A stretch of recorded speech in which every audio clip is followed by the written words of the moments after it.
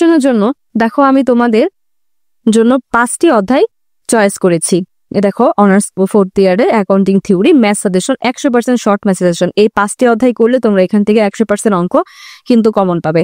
তোমরা করবে হচ্ছে নবম অধ্যায় হচ্ছে অনিশ্চিত সম্ভাবনা এবং প্রকাশকরণ। তোমরা পড়বে হচ্ছে 10ম অধ্যায় ন্যায্য মূল্য পরিমাপ IFRS 13।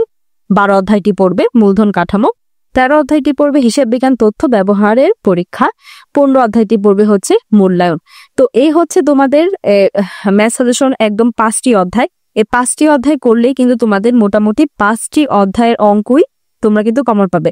এর মধ্যে যারা কিনা দুর্বল রয়েছে, একটু চাচ্ছ যে এতগুলো অঙ্ক তোমরা এত অল্প সময় শেষ করতে পারবে না, তারা এখান থেকে যে কয়েকটা যে কোনো 3টা চ্যাপ্টার কি 2টা চ্যাপ্টার যা যেরকম সামর্থ্য বা যে যতটুকু কভার দিতে পারবে সেখান থেকে তোমরা বেছে তোমরা অঙ্ক করবে, ঠিক আছে? কিন্তু এই 5টি অধ্যায় কিন্তু খুব গুরুত্বপূর্ণ।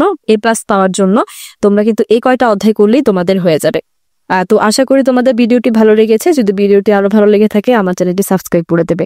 ধন্যবাদ সবাইকে।